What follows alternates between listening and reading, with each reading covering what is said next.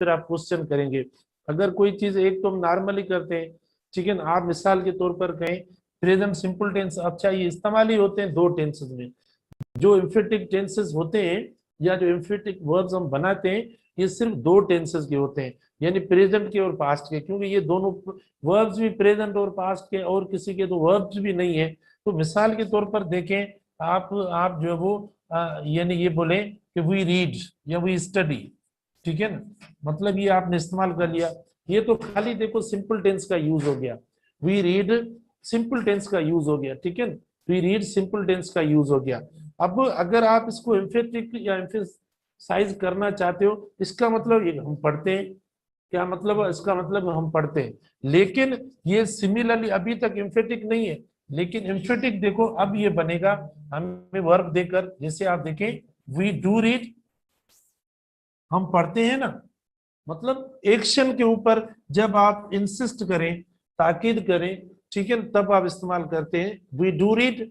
तो आप देखें जैसे हम डू डज डिड के साथ वर्ब की फर्स्ट फॉर्म और बेस फॉर्म इस्तेमाल करते हैं ना, तो इसको एम्फेसाइज करने के लिए भी हम वर्ब की फर्स्ट फॉर्म या बेस फॉर्म इस्तेमाल करेंगे। यानी आप देखो इसके बाद भी ये इस्तेमाल, बात समझे प्लीज। देखो बेटा ये तीनों वर्ब्स, इनका एक अलग यूज है। कौन सा यूज है? जब भी आप किसी भी एक्शन को, मतलब आप जरूरी, मिसाल तो मैं ये काम करता हूँ ना, या मैं मेहनत कर रहा हूँ ना, किसी एक्शन को भी आप ताकीद से, जोर से बयान या एक्सप्रेस करने की बात करोगे, तो आप उसको एम्फेसाइज करोगे, ठीक है ना। और उस एम्फेसिक या एम्फेसाइज करने के लिए आपके पास ये तीनों वर्ब्स हैं। दो वर्ब्स जो ये प्रेजेंट टेंस के लिए, एक जो है वो पास्ट के लिए इस्तेमाल होता है, और वर्ब का जो आप फॉर्म इस्तेमाल करेंगे वो बेस फॉर्म इस्तेमाल करेंगे, ठीक है, बेस फॉर्म इस्तेमाल करेंगे। दोनों इस्तेमाल कर सकते हो। फॉर एग्जाम्पल आप देखें they do right, they do right, ये बिल्कुल लिखते हैं, तो और फर्क नहीं है। मतलब देखो आप, हम यानी एक्शन वर्ब जो हमारा होता है, एक्शन वर्ब के साथ आप इस्तेमाल करते हो। इसकी भी स्ट्रक्चर क्या होती है, यानी इसकी भी स्ट्रक्चर ये होती है, आप सब्जेक्ट इस्तेमाल करें, डू इस्तेमाल करें या डज इस्तेमाल करें, सब्जेक्ट पे डिपेंड करता है। जैसा सब्जेक्ट होगा सिंगुलर है तो आप डज इस्तेमाल करेंगे, प्लूरल होगा तो डू इस्तेमाल करेंगे, प्लस आप जो है इनके साथ मेन वर्ब जो होगा इस्तेमाल करेंगे। तो ये जो सेंटेंस आपको मीनिंग देगा, ये एम्फेसाइज या एम्फेटिक की देगा। मतलब ये कि आप, जरूरी नहीं है हम इधर ट्रांसलेट करें, ट्रांसलेशन तो होती नहीं है, जाहिर है हमें तो स्ट्रक्चर्स पढ़नी है, ठीक है।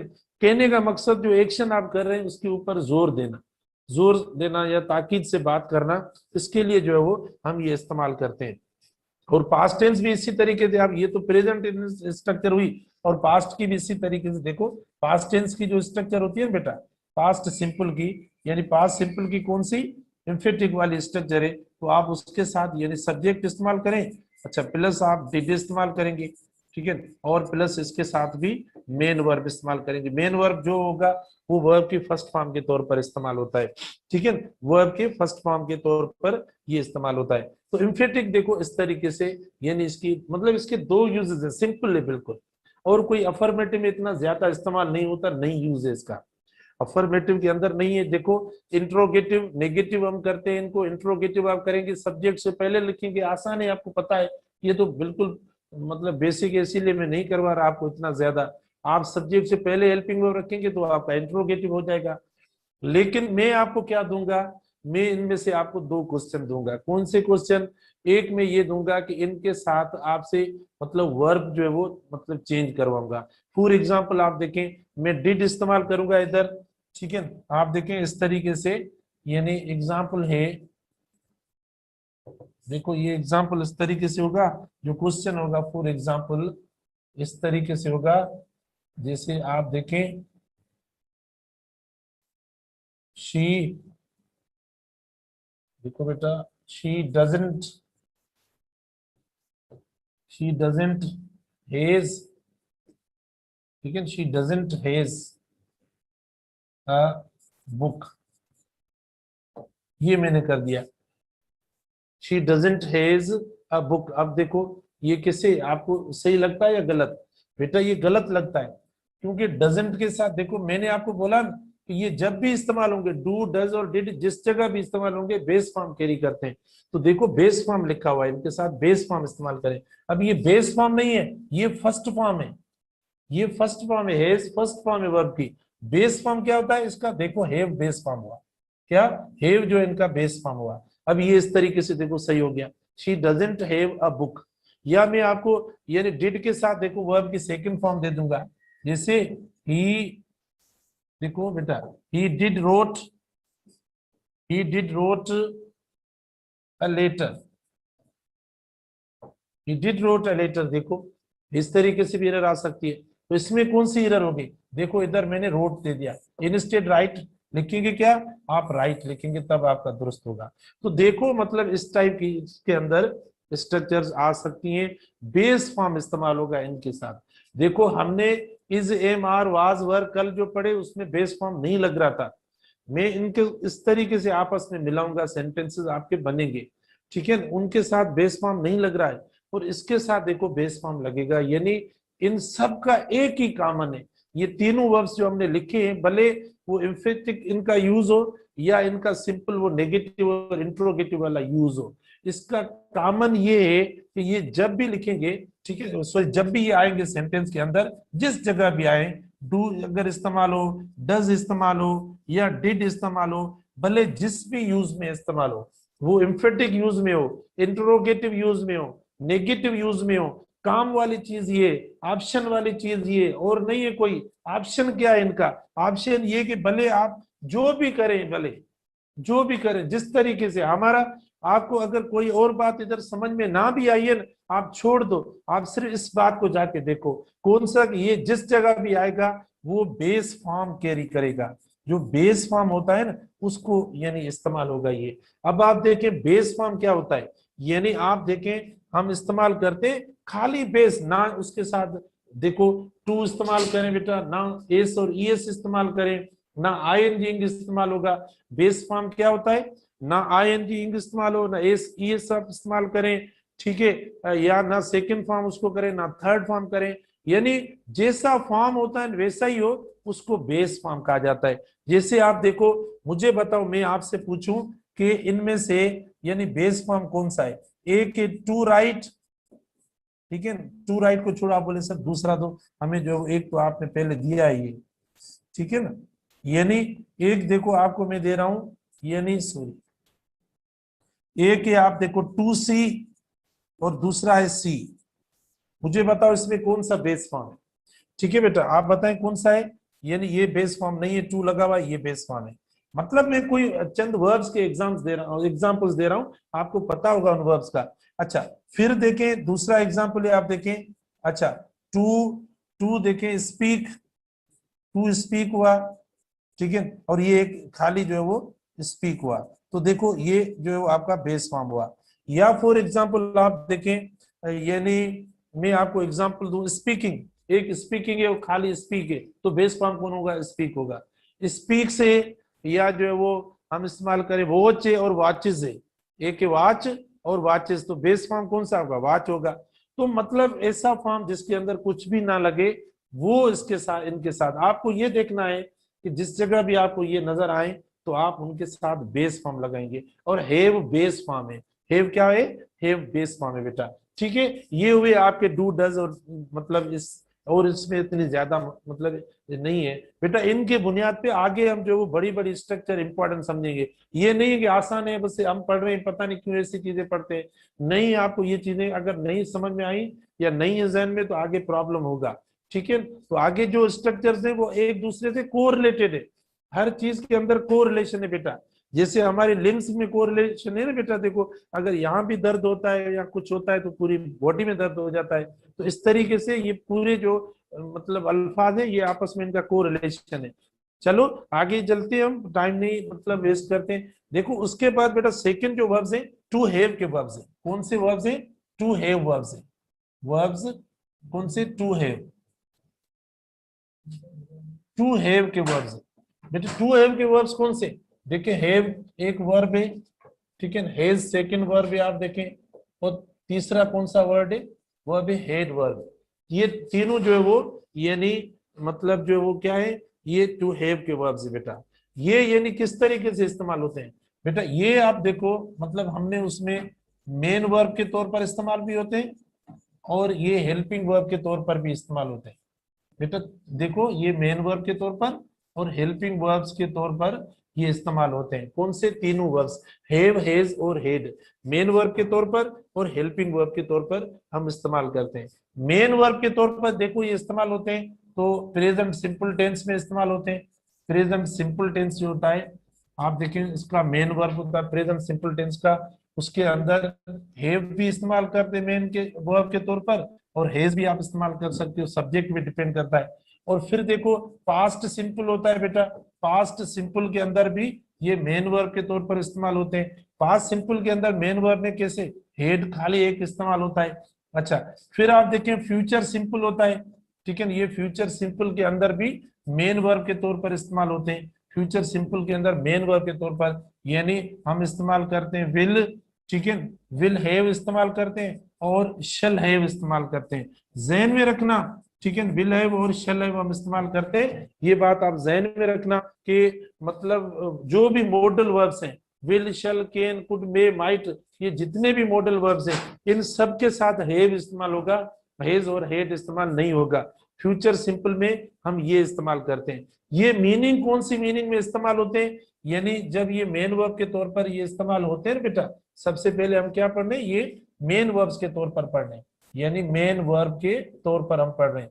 तो ये जब इस्तेमाल होंगे तीनों, तो इस मतलब स्ट्रक्चर के अंदर, तो आप देखें ये मीनिंग देते हैं कौन सी? पोजीशन वाली मीनिंग देते हैं। कौन सी? पोजीशन वाली मीनिंग देते हैं, ठीक है, या ओनरशिप वाली मीनिंग देते हैं। कौन सी? ओनरशिप शो करने के लिए, या यानी किसी न किसी चीज के साथ रिलेशनशिप शो करने के लिए, ठीक है बेटा। देखो ये जो इस्तेमाल होते हैं, देखो जब ये हेल्प मतलब इन वर्ब्स को have, has, head, will have और शैल हैव ये हम जब इस्तेमाल करते हैं तब हमें मीनिंग कौन सी देते हैं? किस मीनिंग में ये इस्तेमाल होते हैं? ये पोजीशन, ओनरशिप या रिलेशनशिप, तीनों एक ही मीनिंग से, कोई मसला नहीं है। मैंने अल्फाजों को तीन करके लिखा है, इसका मकसद ये नहीं है कि मतलब ये गलत है, तीनों तकरीबन जो है सेम सेंस दे रहे हैं, ठीक है। पोजीशन का सेंस, ओनरशिप का सेंस या रिलेशनशिप वाले सेंस में ये इस्तेमाल होते हैं, ठीक है। फॉर एग्जांपल देखें ये रिलेशन या पोजीशन वाले सेंस में कैसे इस्तेमाल होते हैं। एग्जांपल आप देखें बेटा, इस तरीके से ये इस्तेमाल होते हैं। हाँ आप खुद देखें, हम इनको इस्तेमाल करते हैं ना रिलेशनशिप या पोजीशन वाले सेंस में, जो दिया है मैंने वो। फॉर एग्जांपल आप देखें, वी हैव बुक्स, देखो क्या हुआ, वी हैव बुक्स, आप देखो ये इस्तेमाल हो गया वी हैव बुक्स, ठीक है, पोजीशन और रिलेशनशिप वाले सेंस में इस्तेमाल हो गया। या फॉर एग्जांपल देखो, आई हैव अ वॉच, ठीक है, आई हैव अ वॉच, देखो ये यानी पोजीशन और रिलेशनशिप वाले सेंस में इस्तेमाल हो गया। आप इनको इस तरीके से यानी पोजीशन और रिलेशनशिप वाले सेंस में इस्तेमाल कर सकते हो। तो मतलब ये होता है किसी के मतलब सेंस में, किसी भी मतलब आई हैव अ ब्रदर या आई हैव थ्री ब्रदर्स, आप देखें यहाँ जो है वो कोई भी इस्तेमाल कर सकते हैं। हाँ रिलेशनशिप वाले सेंस में आई हैव थ्री ब्रदर्स, तो वही बात हुई पोजीशन या रिलेशनशिप वाली बात में हम इनको इस्तेमाल करते हैं। अब देखो जब ये टेंस आता है, देखो मतलब इंपॉर्टेंट है ये बात सुने। अब ऐसे जो स्ट्रक्चर्स आती हैं तो हम उनको नेगेटिव किस तरीके से करें, मतलब ये अगर आता है, क्योंकि हम मेन वर्ब के तौर पर इनको इनका एग्जाम्पल दे रहे हैं। ये जो एग्जाम्पल दिए ना मैंने, ये बेटा मेन वर्ब के दिए, मेन वर्ब के एग्जाम्पल दिए, हेल्पिंग वर्ब अभी नहीं पढ़ रहे। देखिए हम मेन वर्ब को डिस्कस कर रहे हैं, सबसे पहले किसको डिस्कस कर रहे हैं? मेन वर्ब को डिस्कस कर रहे हैं। फर्स्ट पॉइंट जो हमारी है वो मेन वर्ब है और सेकंड पॉइंट हमारी जो है वो हेल्पिंग वर्ब्स है। तो मेन वर्ब्स में देखो ये इस्तेमाल हो रहे हैं, देखो इसके साथ कोई हेल्पिंग वर्ब दूसरा नहीं है। यहाँ पे आप समझ सकते हैं कि हेल्पिंग वर्ब जब होता है तो मतलब दो वर्ब हो जाते हैं, एक मेन वर्ब होता है इसके साथ दूसरा वर्ब होता है, तब ये नहीं ये मेन मतलब हेल्पिंग वर्ब होता है। तो अभी देखो ये खुद एक एक के तौर पर आए, तो ये खुद ही मेन वर्ब है क्योंकि इनके साथ कोई दूसरा वर्ब नहीं है, तो ये हेल्पिंग वर्ब्स नहीं है, ठीक है। तो जब आप देखो नेगेटिव इनका करेंगे तो इनके नेगेटिव करने के आपके पास मतलब मुख्तलिफ तरीके हैं, ठीक है। फॉर एग्जाम्पल आप देखें, आप इनको इस तरीके से लिख सकते हो, we okay we haven't books, देखो बेटा वी हैवंट बुक्स, ये भी तरीका सही है नेगेटिव करने का, ये भी तरीका। लेकिन जब हम ये लिखते हैं, ठीक है बेटा, जब ये लिखते हैं वी हैवंट बुक्स, इसका मतलब कि मेरे पास अभी बुक नहीं है, वैसे बुक होता है। मैं आपको सेंस बताता हूँ, जरूरी नहीं है, इतना इंपॉर्टेंट नहीं है, थोड़ी नॉलेज के लिए दे रहा हूँ, परेशान मत हो प्लीज, ठीक है। पढ़े सीखे, मेहरबानी करें। अच्छा देखिए, मैं सिर्फ लर्निंग करवा रहा हूं और कुछ नहीं है। वी हैवंट बुक्स, इसका मतलब क्या हुआ, यानी ये टेम्पररी सेंस देता है। अब कोई स्ट्रक्चर पे या एमसीक्यू पे या कोई नहीं, मतलब ये टेम्पररी हुआ। मतलब मिसाल के तौर पर कोई क्लास में स्टूडेंट आया, उससे भाई आपके पास बुक है, तो उसने बोला हैव यू अ बुक, तो उन्होंने कहा आई हैवंट अ बुक। इसका मतलब मेरे पास अभी बुक नहीं है, वैसे घर पे पढ़ा है। इसका मतलब ये होता है, मतलब इस नेगेटिव का मतलब होता है। अच्छा, आप इसको नेगेटिव इस तरीके से भी कर सकते हो, देखो वी डोंट, देखो ये कॉमन होता है, we don't have books, sorry we don't have books. अब इसमें क्या हुआ, इसका मतलब परमानेंटली, इसका मतलब क्या हुआ परमानेंटली, यानी बस है ही ना, बुक लिया नहीं है, मोबाइल ले लिए, पैकेज करवा दिया है, ठीक है ना, और माशाल्लाह जो कुछ है वो है, लेकिन बुक्स नहीं है, बस बुक्स नहीं है, ठीक है। पेन भी नहीं होती कभी कभी, लेकिन बुक्स तो है नहीं, बस परमानेंटली नहीं है। ये होता है, मतलब क्योंकि सर जदीद दौर है, इसमें व्हाट्सएप पे काम चलता है और बाकी जो है वैसे, ठीक है ना, सोशल मीडिया पे चलता है, बुक्स की अब जरूरत नहीं रही, ठीक है ना। तो जाहिर है जरूरत नहीं है, हम पढ़ते नहीं है, मसला होता है। तो आप देखें ये परमानेंट मतलब है नहीं। और हम इस तरीके से भी नेगेटिव करते हैं, we have we have no books, we have no books. देखो ये भी आपका सही है। तो तीनों सही है, तीनों में स्ट्रक्चर में कोई फर्क नहीं है, आपकी मर्जी, नेगेटिव जिस तरीके से आप करें वो सही है। बस मैंने आपको आप मतलब मीनिंग वाली बात बताइए कि इनकी मीनिंग ये हो सकती है। वी हैव नो बुक्स, ये भी बेटा मतलब नेगेटिव शो करता है, ये भी जो है वो यानी प्रेजेंट के फॉर्म को शो करता है, ठीक है। यानी हम जैसे हैबिचुअल एक्शन कहते हैं, परमानेंट एक्शन कहते हैं, वो शो करता है, ये भी परमानेंट। ऊपर वाली स्ट्रक्चर जो वो टेम्पररी है। तो आप इनको जब ये मेन वर्ब के तौर पर इस्तेमाल हो, तो आप इनको इस तरीके से ये नहीं कर सकते। पास्ट में भी हो सकता है, देखें पास्ट का एग्जाम्पल आप ले लें भले। पास्ट सिंपल में जब ये इस्तेमाल होता है, आप देखें पास्ट सिंपल में इस तरीके से इस्तेमाल होता है, ठीक है। वी हैड, देखो देखो वी हैड जॉयस, ठीक है ना बेटा, वी हैड जॉयस। अब ये मतलब पास्ट की बात है कि हम मतलब पास्ट में देखो कितने खुश रहते थे, थोड़ी पे भी बहुत खुश, ठीक है। वी हैड जॉयस, अब ये पास्ट का हो गया। इसका देखो अगर आप करना चाहते हो नेगेटिव वगैरह, तो कैसे होगा, देखो आप जो इस्तेमाल करें, वी हैड नॉट जॉयस तो भी सही है, और वी डिडंट हैव जॉयस, मतलब अगर डिड लगता है तो मैंने आपको अभी बता दिया है, वी डिडंट हैव जॉयस। देखो बेटा, वी डिडंट हैव जॉयस आपका ये हो गया, वी डिडंट हैव जॉयस। ये इस तरीके से भी कर सकते हो, वी हेडेंट जॉयस ये भी कर सकते हो, वी हैड नो जॉयस ये भी कर सकते हो। सेम स्ट्रक्चर आप इस्तेमाल कर सकते हो। आप इंट्रोगेटिव भी इनको कर सकते हो सेम, मतलब आप डू से भी इंट्रोगेटिव कर सकते हो, हैव से भी कर सकते हो। यानी इंट्रोगेटिव आप देखो इनको, डू से भी इंट्रोगेटिव, हैव से, डिड से, हैड से आप कर सकते हो। इंट्रोगेटिव मतलब सब्जेक्ट से पहले आप हेल्पिंग वर्ब लगाएंगे ना, तो ये इंट्रोगेटिव हो जाएगा। तो देखो हम पहले जो पढ़ रहे हैं मेन वर्ब वाले एग्जांपल से, ठीक है। मेन मतलब होता है सिर्फ एक वर्ब जब मौजूद हो। एक बात मैं बता दूं कॉमन, जुमले के अंदर जब भी एक वर्ब आपको नजर आए तो समझ ले कि वहां जो है वो एक मेन वर्ब के तौर पर इस्तेमाल हो रहा है, मेन वर्ब के तौर पर इस्तेमाल हो रहा है, ठीक है। तो देखो मेन वर्ब के तौर पर इस्तेमाल, एक वर्ब इस्तेमाल हो रहा है। अब जाहिर है ये प्रेजेंट टेंस है, जाहिर है प्रेजेंट टेंस या पास्ट टेंस होता है, उसको नेगेटिव के लिए हमने अभी आपको बताया डू, डज और डिड। अगर आप इसको प्रेजेंट टेंस और परमानेंट, क्योंकि प्रेजेंट टेंस इस्तेमाल होता है परमानेंट के लिए, प्रेजेंट टेंस का जो बेसिक यूज है ना, वो चीजें जो परमानेंट सिचुएशन होती है ना उसके लिए। तो आप अगर प्रेजेंट टेंस के तौर पर इनको लेते हो, कंसीडर करते हो, तो आप डू से मतलब इनको नेगेटिव या इंट्रोगेटिव करें या डज से करें, अगर सिंगुलर होगा तो डज हो जाएगा, ठीक है ना बेटा। फॉर एग्जाम्पल आप देखें अगर इस तरीके से होता है, देखो बेटा ही हैज, हाँ ठीक है ना, he has a pen, he is a pen.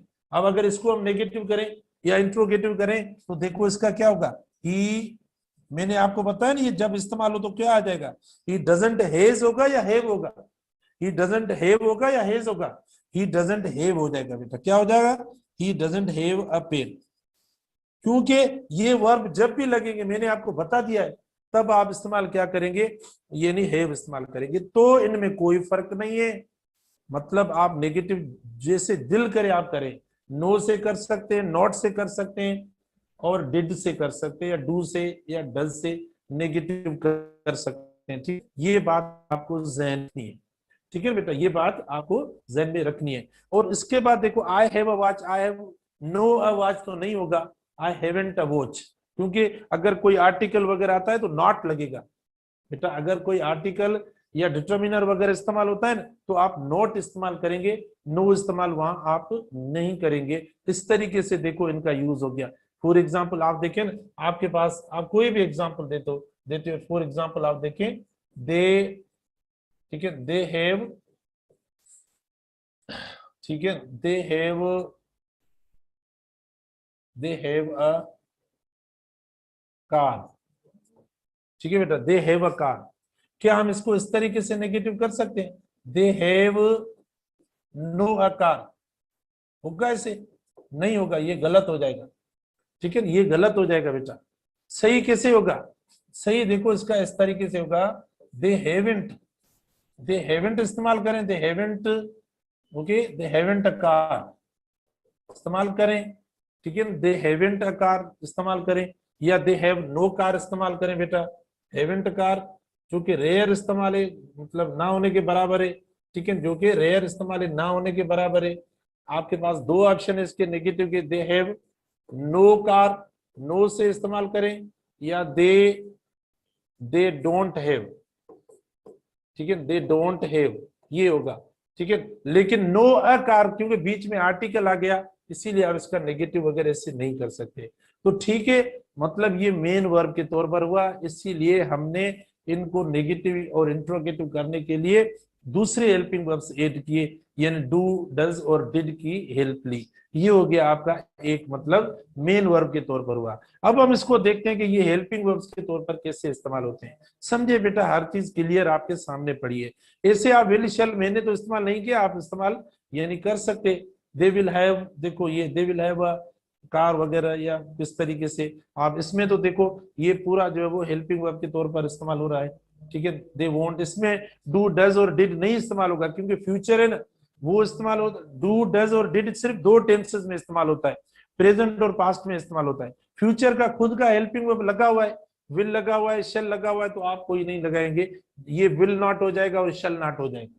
ठीक है, और हैव लगेगा, हैज और हेड नहीं लगेगा। आसान है, ये बहुत जो वो बेसिक चीज है। उसके बाद नंबर मतलब सेकंड कैटेगरी है कि ये मतलब सेम वर्ब्स जो होते हैं बेटा, हैव, हैज, ठीक है, और हेड, ये तीनों इस्तेमाल होते हैं हेल्पिंग वर्ब के तौर पर। ये तीनों कैसे इस्तेमाल होते हैं, हेल्पिंग वर्ब्स के तौर पर इस्तेमाल होते हैं। अच्छा, जब ये हेल्पिंग वर्ब्स के तौर पर इस्तेमाल होते हैं तो ये टेंसेस बनाते हैं। कौन से टेंसेस बनाते हैं, आप देखो, ये मतलब देखो हैव, ठीक है, हैव और हैज, ये यानी किस टेंस को बनाने के लिए इस्तेमाल होते हैं as a helping verb, present perfect tense को। किसको बेटा, प्रेजेंट परफेक्ट टेंस को बनाने के लिए हम इस्तेमाल करते हैं। Have, has present perfect tense के लिए इस्तेमाल करते हैं। और इनके साथ यानी वर्ब की कौन सी फॉर्म इस्तेमाल करेंगे, वर्ब की थर्ड फॉर्म इस्तेमाल करेंगे। ठीक है, प्रेजेंट परफेक्ट टेंस के साथ इस्तेमाल करते हैं। जैसे आप देखें, वी हैव लर्नड, देखो लर्न का अब फॉर्म तो आने चाहिए, फॉर्म तो नहीं आएंगे तो हम कैसे जो हल करेंगे। We have learned, okay, nicely, हमने ये बेटा देखो इस्तेमाल कर लिया, वी हैव लर्नड नाइसली, आपने हैव इस्तेमाल किया और वर्ब की देखो थर्ड फॉर्म हो गई। और नेगेटिव इसका हैवंट वगैरह में हो जाएगा, इसका नेगेटिव हैवंट होगा क्योंकि वर्ब पढ़ा है ना। तो आप सिर्फ इनको नेगेटिव करने के लिए जब हेल्पिंग वर्ब आते हैं तो नेगेटिव इनको जो है वो आप नॉट से करेंगे, नॉट ऐड करें। जब ये एज ए हेल्पिंग वर्ब्स इस्तेमाल होते हैं तो आप क्या, सिर्फ नॉट से, इसमें कोई फिर मजीद ऑप्शंस नहीं है, नॉट से नेगेटिव। और हैव, हैज, हेड जो वो पहले लिखने से क्या हो जाएगा, यानी ये हो जाएगा आपका इंट्रोगेटिव हो जाएगा। अगर देखो यानी हेड जो इस्तेमाल होता है, ये आप इस्तेमाल करेंगे किसमें, पास्ट सिंपल टेंस में हम इस्तेमाल करेंगे, किसमें, पास्ट सिंपल टेंस में इस्तेमाल करेंगे। ठीक है, फॉर एग्जाम्पल आप देखें, वी हैड, ठीक है, सॉरी, वी हैड ब्यूटीफुल, देखो वी हैड ब्यूटीफुल मेमोरीज, तो आप इनको इस तरीके से इस्तेमाल करेंगे। अच्छा, आप नेगेटिव करोगे आप, तो आप सिर्फ इनके साथ नॉट इस्तेमाल करें, बस ये नेगेटिव हो जाएगा। इसके अंदर कोई ऐसी बात नहीं है कि हम जो वो क्या इस्तेमाल करें, यानी मतलब आप डिड इस्तेमाल करें या डू इस्तेमाल करें। बेटा इधर इनके साथ आप कुछ भी ऐसा इस्तेमाल नहीं करेंगे, अगर वो इस्तेमाल करेंगे तो देखो वो मतलब गलत हो जाएगा, ठीक है।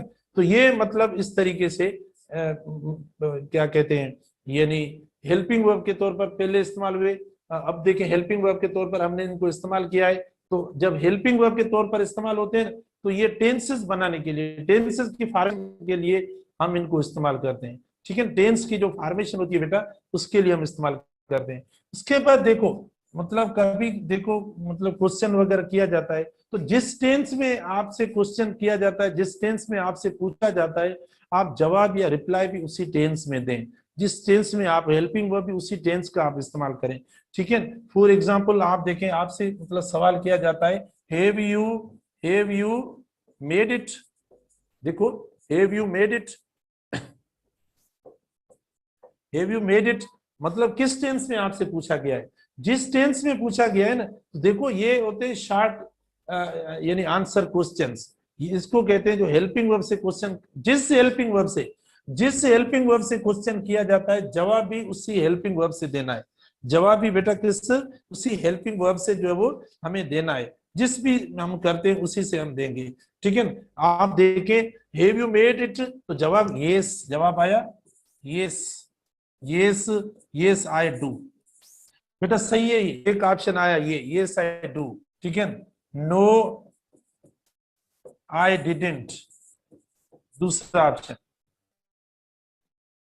ऑप्शन देख, यस विल, चौथा ऑप्शन यस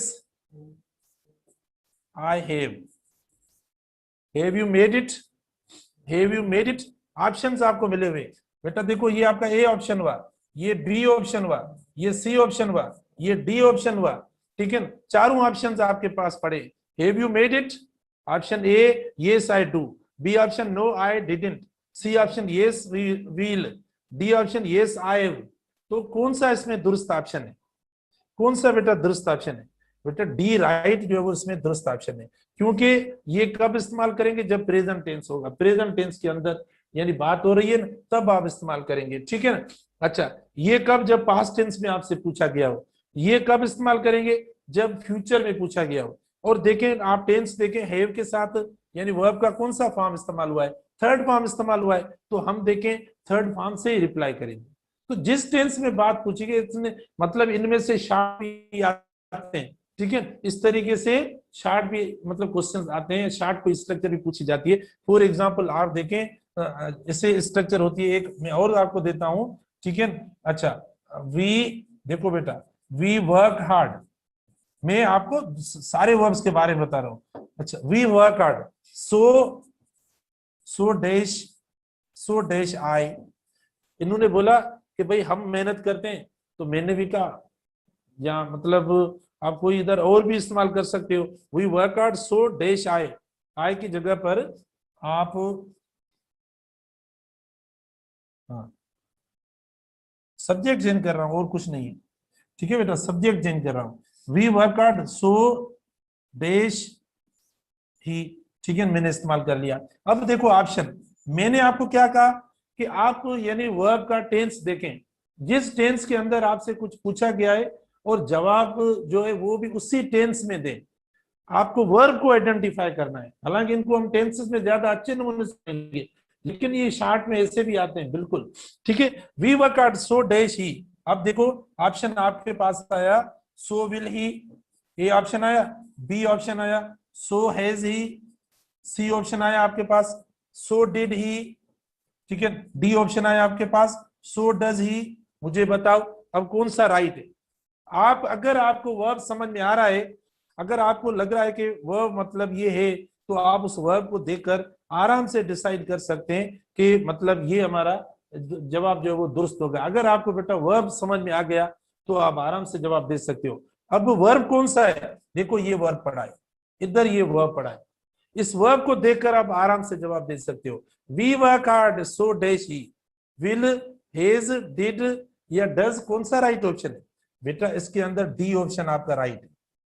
सो डज ही, क्योंकि आपका सिंगुलर है तो ही, सब्जेक्ट कौन सा है? सिंगुलर है ना, इसीलिए आपका ऑप्शन जो राइट होगा वो भी डज होगा। We work hard so does he, देखो ये आपका दुरुस्त ऑप्शन होगा। विल क्यों नहीं हुआ? क्योंकि वी विल वर्क हार्ड नहीं है, वी विल नहीं है, वी विल नहीं है। हेज क्यों नहीं है? क्योंकि वी हैव वर्कड हार्ड नहीं है, वी हैव वर्कड हार्ड नहीं है। ठीक है, अच्छा डी माना सी ऑप्शन क्यों नहीं है? यानी इसमें वी वर्कड हार्ड नहीं है, पास्ट नहीं है, लेकिन वर्ब किस टेंस में दिया हुआ है? वह प्रेजेंट सिंपल टेंस में दिया हुआ है। इसीलिए देखिए यानी हमने कौन सा इस्तेमाल किया है, ये। तो ये ऐसी चीजें आती हैं, आप इनको ध्यान में रखना कि जैसे जैसा वर्ब होता है उस वर्ब के हिसाब से आप जो वो कर सकते हैं। ठीक है, ठीक है। अच्छा, फॉर एग्जाम्पल आप देखें, I am okay, I am fine, देखो ये हुआ।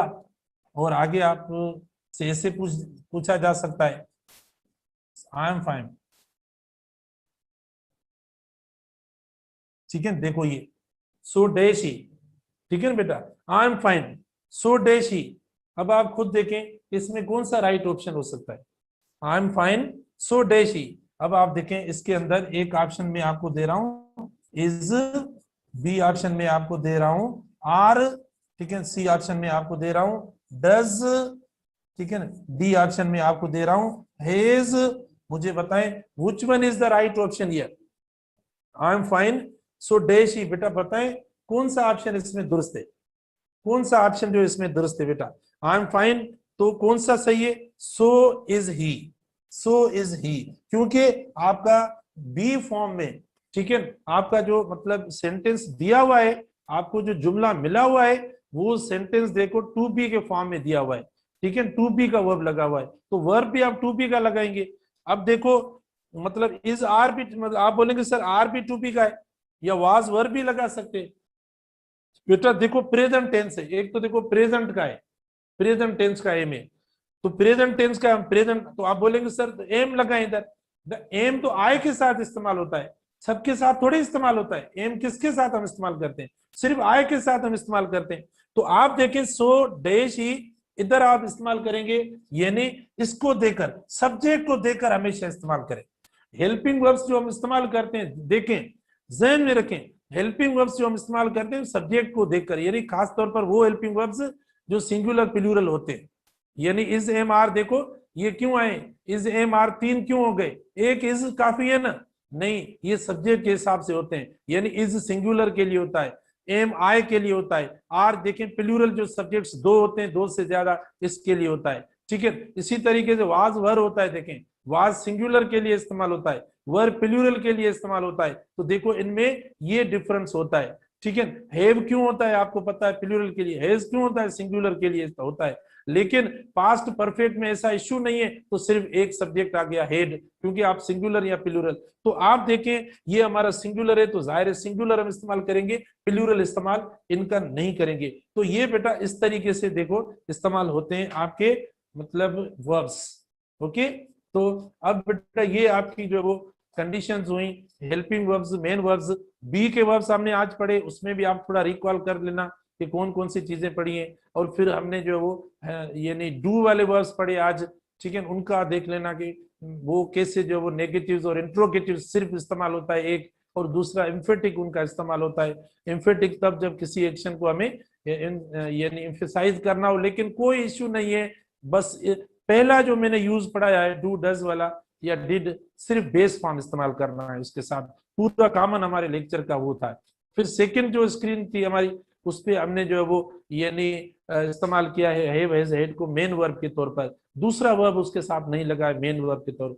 फिर उनमें नेगेटिव और इंट्रोगेटिव में थोड़ा हमने लिखा कि भाई डू से डिड से इनसे भी होते हैं, ठीक है, नेगेटिव और नो से भी होते हैं, वो मैंने आपको बताया पोजीशन वाला सेंस है। और ये देखें फिर तीसरी जो बात है, अब हेल्पिंग वर्ब्स के तौर पर सिर्फ परफेक्ट टेंसेस को बनाने के लिए, परफेक्ट टेंसेस को बनाने के लिए आप देखें प्रेजेंट परफेक्ट टेंस को, और आप देखें ये इस्तेमाल करते हैं। और हेड हम इस्तेमाल करते हैं किसको? ये तो मैंने दिया हेड ब्यूटीफुल मेमोरीज, ये पास्ट सिंपल टेंस हुआ इसका।